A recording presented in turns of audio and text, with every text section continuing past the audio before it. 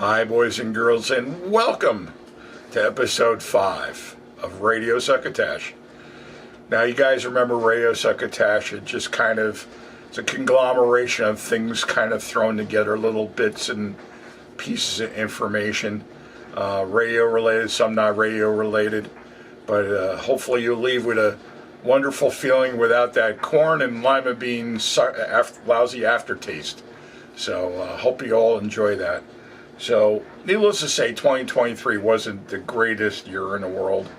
A lot of families are, living paycheck to paycheck, or if they're homeless or whatever. It's just been so sad that we've basically prioritized having people just come over the border and giving them money and cell phones, and meanwhile the people that have been here forever are really, a lot of them are struggling and trying to get by, and it's really... it's a sin. I think it's just a sin. It's a terrible thing that we have this going on. But there have been good things in 2023, at least for me anyway, and let me share some of that with you.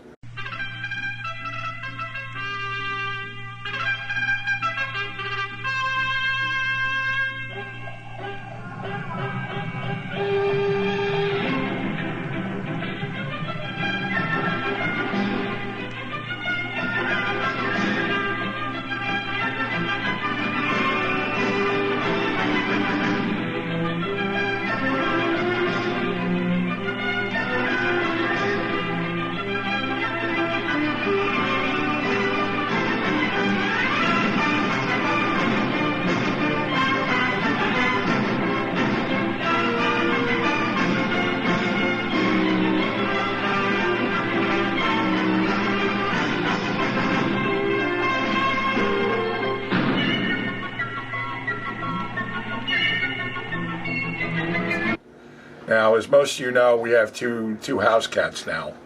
Berwin, that you've seen, Berwin's the shop cat. Berwin's great. I could be down here working on a radio or something like that, and he'll from the floor jump up on my shoulder, usually my left shoulder, while I'm working. I could have a hot soldering iron in my hand, or a radio powered up with wires all over the place. And Berwin, no fear, he just jumps right up here and wants to say hello and help me out, and it's great. So Miss RW and I had decided to maybe give him some company, and we got a second cat, and his name is Sonny. And Sonny is, you can see here, he's an orange and white, kind of a tabby cat. I had one other tabby cat, my first cat when I was a child growing up. I was 7 years old. It was similar to this cat, except that this cat has much shorter hair, and the cat that I had growing up when I was really young, I was probably about 6 or 7 years old when I got him. He had long fur, and Sonny's kind of shorter on the fur side, but Sonny's got a great disposition. He's a bright cat. I could call him, he'll come right to me. It's great. It's very playful, and it took about a week to get Berwin and Sonny kind of acclimated to each other and get feel each other out. And now she's way beyond a member of the family. I couldn't see us not having him. He had some respiratory issues when we got him.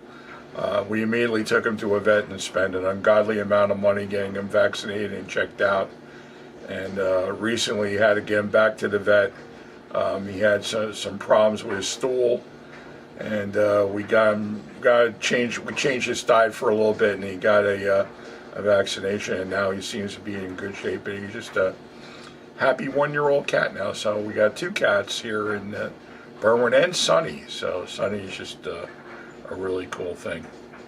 The end of 2023 holiday season was very nice. You can see here that this was on the I got a hold of this through an email. I thought this was a great picture. So it's the nativity scene, only with bottles instead of the usual suspects. I thought that was kind of neat. And New Year's was very nice, and now Miss RW and I are at the age where we struggled. We actually made it to midnight, and then about 12:30 or so we crashed out and just moved on from there.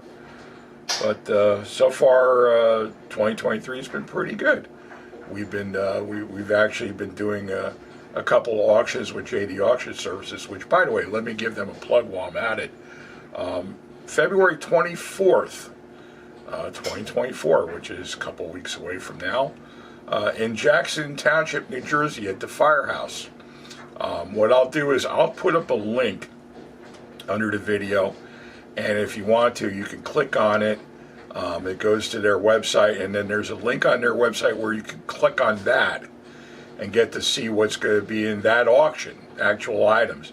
But there's even going to be more than what you're going to see up there. They've been putting things up there on a near daily basis, and I'm telling you right now, from what I'm seeing on the list of things that are going to be auctioned, there's going to be some nice stuff there. I'll just let it go at that. Anything from vintage and modern ham radio gear to test equipment, tubes, radios. There's going to be nice plastic radios. There's going to be tombstones, many cathedral radios. There's going to be 3-dialers. All the manufacturers that you can, imagine. You're going to have anything from Atwater Kent to Zenith and everything in between. So don't take my word for it. Go check out their website after the video or whenever you have some free time and just have a look at that. One of the things that just got happening with the New Jersey Antique Radio Club was we just had a yearly DX AM contest. Now, when radio was in its heyday, it was kind of a cool thing if you had a radio and you had a nice antenna where you could get really nice distanced stations away from your home at night. And if you're living here in the States, or you could be living, you could be living in Japan, you could be living in Europe, wherever you are in the world, at night the band gets long. And it's not unusual here in New Jersey for us to pick up pretty much all the Chicago 50 kW stations here at night. That's actually kind of cool. Even last night, I had my AM DXing radio, which was actually a late 80s GM car radio that I built into a metal box, and you've probably seen the video on that. And last night I was picking up KMOX in St. Louis, and trying to remember the name of the call letters of the station in Iowa. I think it's 1540. The call letters kind of slipped me at the moment. Please forgive me, I don't remember. I was picking them up full quieting last night, 1540. So it was a pretty good night last night for DXing. So there's different categories you can get into depending on the type of radio that you're using. Some people will do just about anything to get a bunch of stations in, and it's based on trust too. I mean, we even had a person that thought they picked up KOA in Denver from our area, and I'll be honest with you, I've been doing I haven't done the DX contest in a few years, but when I have been doing it regularly, or even if I was just doing it for my own gratification, just to poke around and see how the conditions were, I've never gotten KOA from here, and I live about 28 air miles from New York City. It's not happening here. But someone's claimed they did. Well, if they did, good for them, but there's a lot of doubters about that. So, the trust factor is involved. One of my friends went into this thing with a 3.2 regen and did quite well, was able to get a number of stations. So, all right, since we're on the subject of the New Jersey Antique Radio Club, let me just let you in on a few little secrets here. It's not really a secret, but I think these are. Well, let me do this. There we go. Maybe that's a little better. While we're on the subject of the New Jersey Antique Radio Club, let me share with everybody that we have a YouTube page where you could actually see some of the things that we do as a club and some of our meetings and like that. I'll also put a link on the front of the video so you can click on that and go right to our website. We have a YouTube channel where you find various things and meetings and events like that. Back in November, just to give you an example, back in November of last year, one of the things that I did was I gave a presentation at a club about plastic radios. And I used my knowledge after working in the plastics industry for almost 30 years. I learned a couple things just doing some research of things that I didn't know. And I made a presentation with the club in November over at the club meeting. We have two club meeting places. One is over at InfoAge, Camp Evans in Wall, New Jersey. That's where we have our radio museum. And the other is at Princeton University in Bowen Hall, and we have that there several times a year. Matter of fact, we just had the meeting there, the February meeting, and I was there. Nice facility, and basically you could you don't even have to live in the state of New Jersey to be a member.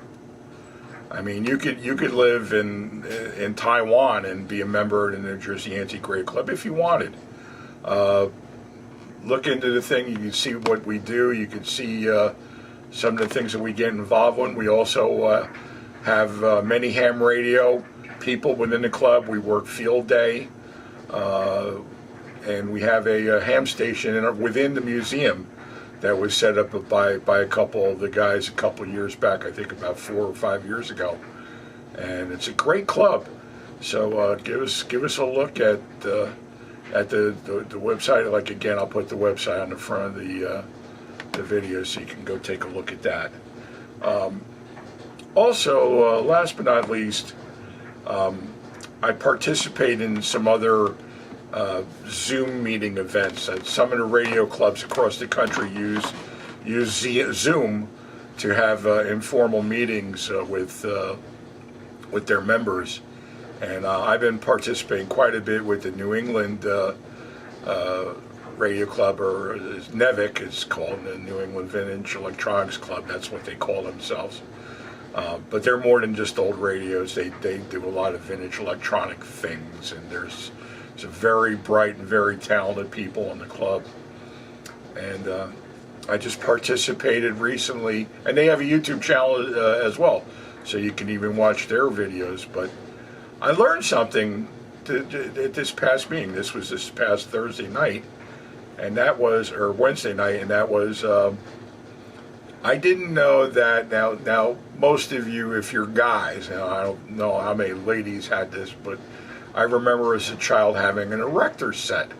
And erector sets, if you're kind of young and you don't know what that is, these are things that used to piece together, and sometimes they had nut and bolt assemblies and electric motors, and you can build like a working Ferris wheel, but you had to put it together, and they had instructions and nuts and bolts and zinc plated pieces, or unless you're really old, it had the really early stuff.